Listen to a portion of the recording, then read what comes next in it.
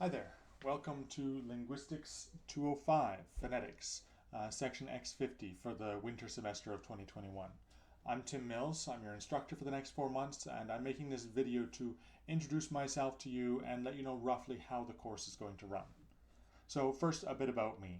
I've studied linguistics for 25 years now. I got my undergraduate degree in linguistics at the University of Calgary. After that, I studied in Scotland, did some research and teaching in Boston, and then came to Edmonton, where I've been teaching linguistics at the U of A since 2013. All along, my primary focus has been phonetics. I've taught various courses on campus, and I developed and taught a couple of online linguistics courses even before the pandemic sent everyone online. I've taught Linguistics 205 online for 6 years now, but I'm always updating it and making improvements. I've made several changes this year in light of the pandemic. People don't always realize it, but an online course in the before times doesn't necessarily work the same in pandemic times, even though we are, of course, still doing it all remotely. So if you've heard about the online phonetics course, just know that there will be some changes to both the content and the assessment structure. So what about the course? Right.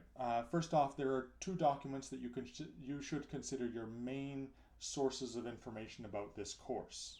It's about the course, right? The first is the syllabus. It has contact information, scheduling, and a whole bunch of stuff about grading, academic integrity, the usual.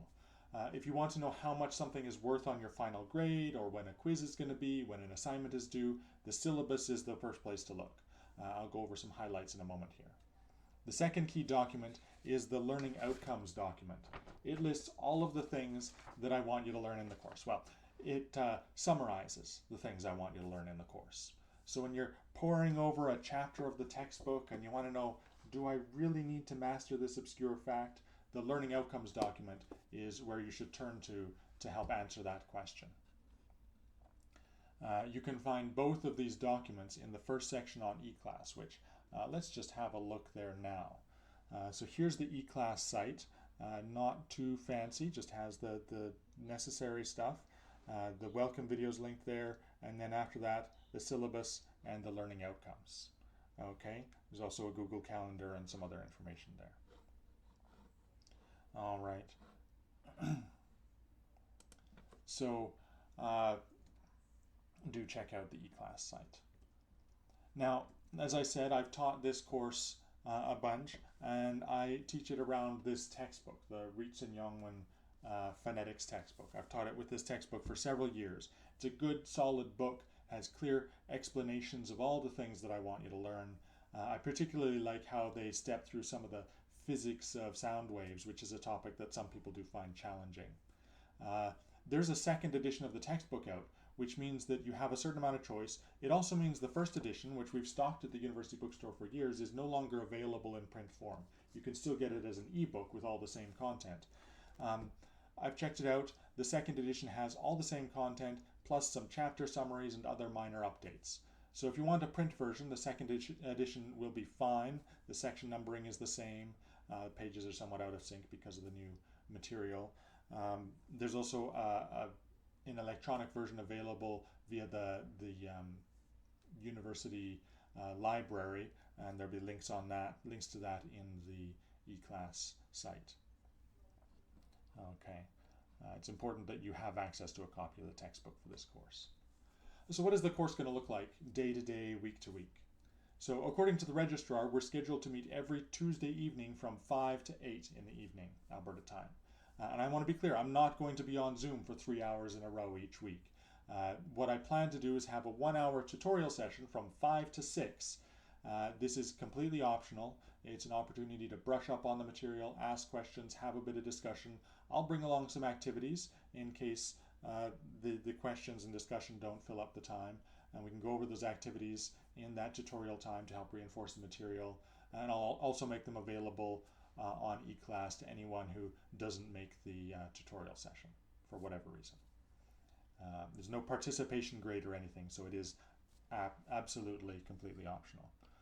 What else? I'll be making a video like this each week that goes through the main ideas in that week's material, and I'm going to post that by midday Monday each week.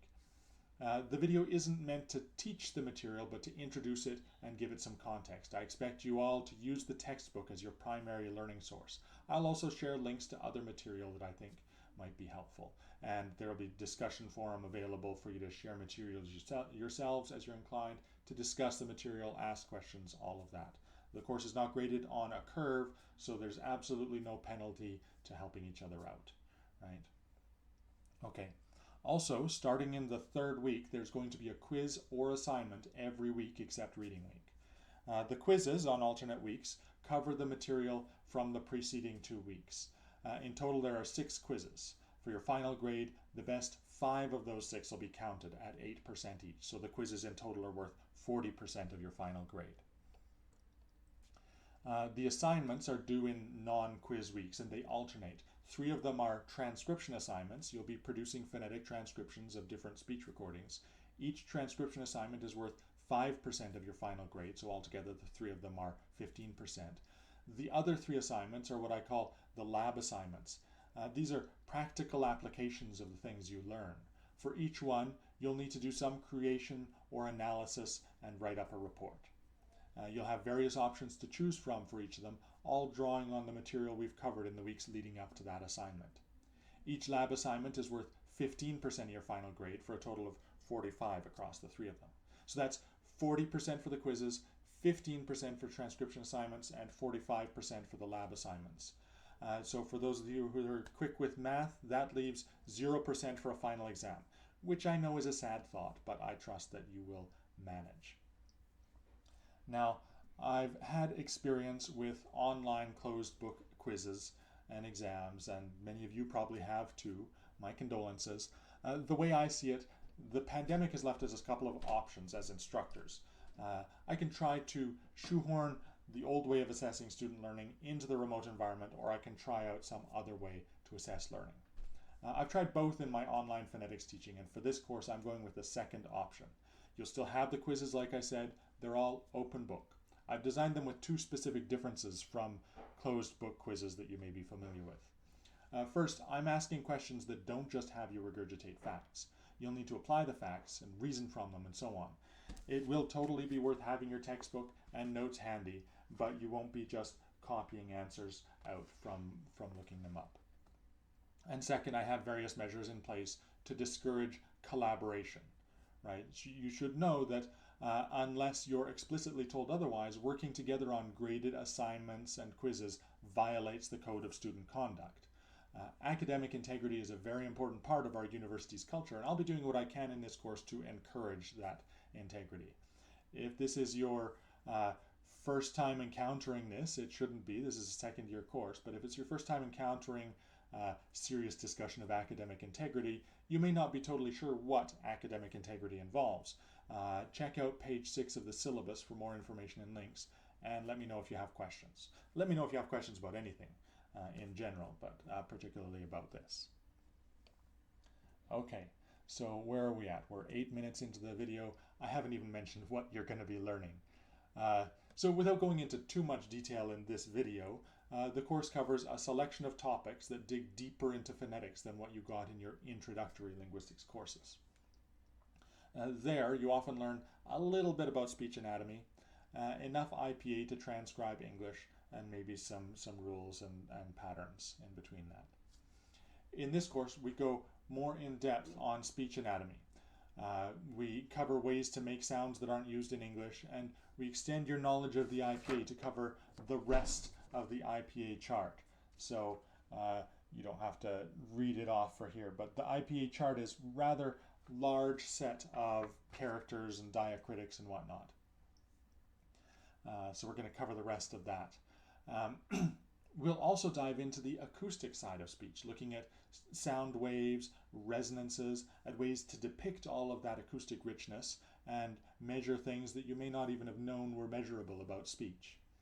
I have to say, it's a real treat. We get into some basic physics of waves, and we even dabble in a bit of math to calculate things like frequency and wavelength. We'll also look at hearing and perception.